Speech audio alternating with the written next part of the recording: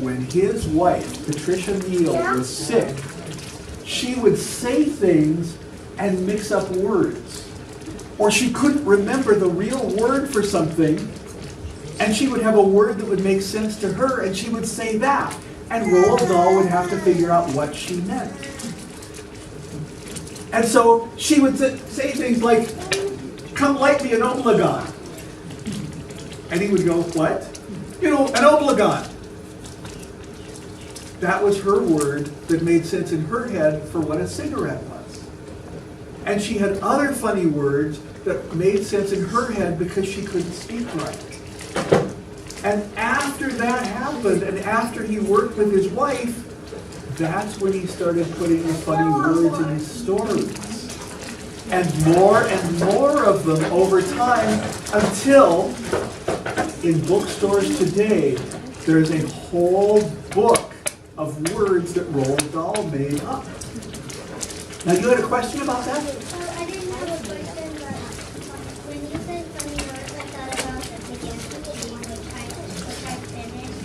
I love that book, and when we said funny words, I thought of having a book about... Yes. And that is exactly the most complicated gobblefunk that he had to do. Because, well, gobblefunk is the word for when you make up words. Did you know that? Because he had to make up a word about making up words, otherwise it wouldn't make any sense at all.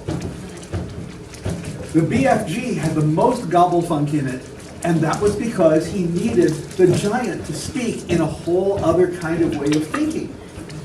Just like when his wife was recovering from being sick, and she had a whole different way of thinking. So, he made up a whole language for the giant. Now, so he was a fighter pilot, and an international spy, and a maker-up of words. He was an actor in commercials, a writer of movies, a writer of poems. But that's not all. You see, that little fairy tale that I read you before was only the first half of the story.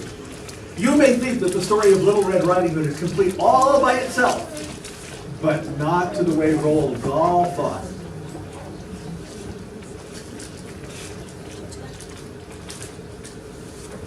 Because this is Roald Dahl's version of The Three Little Pigs. You didn't know how the Little Red Riding Hood and the Three Little Pigs were connected? Well, I'm going to share with you how they were connected. The animal I really dig above all others is the pig. Pigs are noble. Pigs are clever. Pigs are courteous. However, now and then to break this rule, one meets a pig who is a fool. What, for example, would you say if strolling through the woods one day, right there in front of you, you saw a pig who built his house of straw? The wolf, who saw it, licked his lips and said, "That pig has had his chips. Little pig, let me come in. Not by the hair of my chinny chin chin. Then I'll huff and I'll puff and I'll blow your house in." The little pig began to pray, but Wolfie blew his house away. He shouted, "Bacon, pork, and ham! Oh, what a lucky wolf I am!" And though he ate the pig quite fast, he carefully kept the tail till last. Wolf wandered on, a trifle bloated. Surprise, surprise, for soon he noted another little house for pigs. And this one had been built of twigs. Little pig, let me come in. Not by the hair of my chinny chin chin. Well, I'll huff and I'll puff and I'll blow your house in. The wolf said, "Okay, here I go." And then he began to blow and blow. The little pig began to squeal. He cried, "Oh, Wolf, you've had one meal. Why can't we talk and make a deal?" The wolf replied, "Not on your Nelly." And soon the pig was in his belly. "Two juicy little pigs," Wolf cried. but I am still not satisfied. I know full well my tummy's bulging, but oh, how I adore indulging. So creeping quietly as a mouse, the wolf approached another house. A little piggy trying to hide, a house which also had inside a little piggy trying to hide, but this was piggy number 3, who was bright and brave as could be. No straw for him, no twigs or sticks.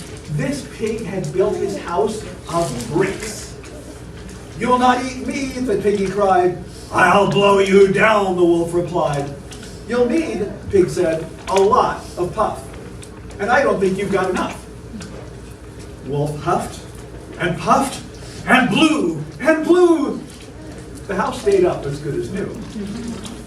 "If I can't blow it down," Wolf said, "I'll have to blow it up instead. I'll come back in the dead of night and blow it up with dynamite."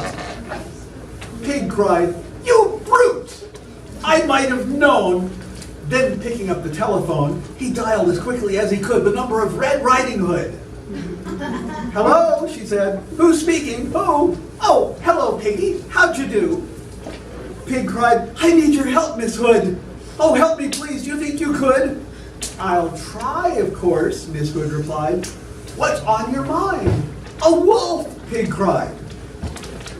"I know you've dealt with wolves before, and now I've got one at my door."